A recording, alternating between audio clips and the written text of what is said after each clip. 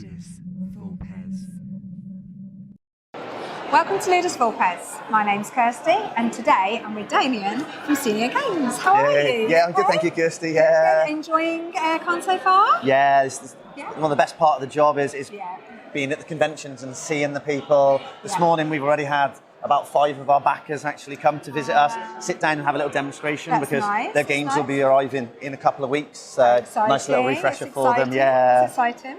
So talking about the games, would you like to show us a bit more about Heroes of the Shire? Yeah, absolutely. So we did our Kickstarter back in December 2021, and our games are being imported into the country at the end of this month. How so exciting. it all feels real now. Yeah, okay. yeah.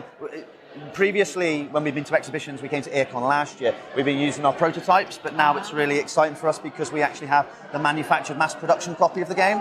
So if we take on a quick little wander over here to some of our hero boards, if we look at this warrior character here, well, first off, we're a turn-based combat adventure game. We have 2 styles of play. We have an arena mode where players would battle each other, and it's a 1 to 6 player game. And we also have the scenario mode, which is a cooperative adventure style, where you can see some of these hexes that we would explore whilst playing that mode. Where we're trying to be a little bit more unique is with our character boards.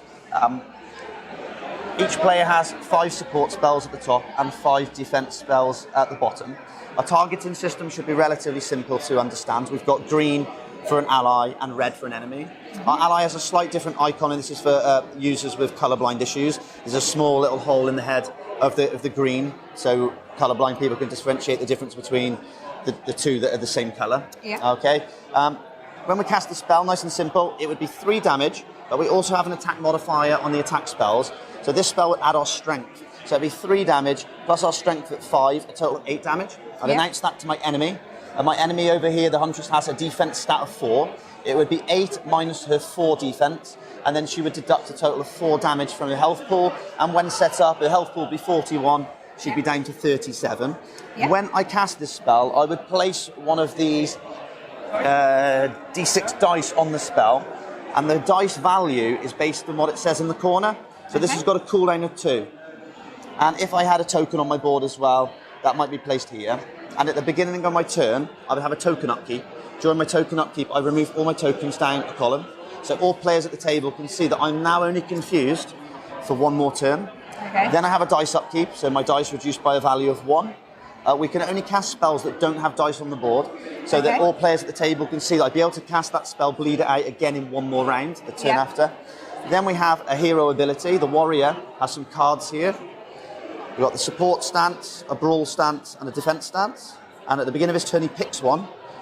He adds it here, and they will give him some permanent buffs whilst he's in that stance. Okay. Okay, and then he's able to cast one of his spells. So earlier, I cheated a little bit, and I cast a support spell stance when I wasn't in support. You can see here that defense stance are those 4, support spells are those 4, and brawl are those 4. Yep. So prior to casting a spell, I'd have to be in that stance. Yeah. So I'd have to be in support stance to cast that. Yeah. And each character is really unique. They all have lots of different spells that are thematic to that archetype, like the Huntress and the Warrior. Across the board, we have 21 characters. Oh, so wow, the game's okay. really big, 4 scenarios. Yeah. And we're able to customize our characters here for a spell mastery board. So as you level up in the scenario mode, you can unlock these new spells and abilities. And how you customize your character will really dictate what spells that you play over here on the main board. Yeah. Because if you turn your warrior into an armoured warrior, he's going to want to taunt quite a lot and absorb damage on behalf of the weaker enemies, weaker allies in your team. That's kind of it in a nutshell, without keeping you guys for hours on end, because our game is huge. Great. We have 20 characters to get through, 4 different You've scenarios. got all the wonderful setup here. That's it, yeah. We got some fantastic. minis that are not out yet. The minis are coming next year with our first expansion. It's very so we've got some exciting. demonstration minis here to show the general public over the weekend. And we're bringing these out because our backers from 2021 have been begging us for some minis. That's so nice. we thought we would That's nice. honour some of their wishes. Yeah, that's what it's all about, isn't it, the backers? That's it, yeah, because they're our bread and butter, and Exactly. they helped actually sculpt our game after the Kickstarter. So as a That's first-time nice. publisher, we thought that we would listen to some of their advice. Yeah. So we took an extra year out after the Kickstarter to finish the production. We implemented 3 things that they asked for, which took us about 6 months, and then we had to test those as well. And then we're doing that with the expansion pack as well. We're listening to what they want. We can't, of course, make a game for what all of them want, but the polls and the sort of the broad opinion of what they want. That's brilliant. That's brilliant. So, for anyone who can't get to Expo this weekend, how can they find out more about your game? The best place to find out about our game is our website. At the moment, it's still work in progress. We're on social media. If you just type in Heroes of the Shire to Google, that's probably your best bet. The first thing that will come up is the Kickstarter page. And our campaign is from 2021, so there's some slight updates since then, but you can find on the updates page of Kickstarter, we've done 61 updates in the last 2 years since the Kickstarter, and you'll find all the information on there. We have an Instagram channel, which is Heroes of the Shire, with no spaces in between.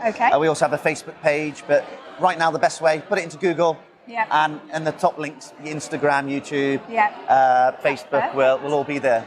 That's brilliant. Well, thank you so much for your time today. No, thank you very much for popping by. We don't want to keep you any longer because there are people waiting to play, but we hope the rest of Aircon goes well. Yeah, lovely. Thank you so much. Thank you, everyone. Bye-bye. Bye.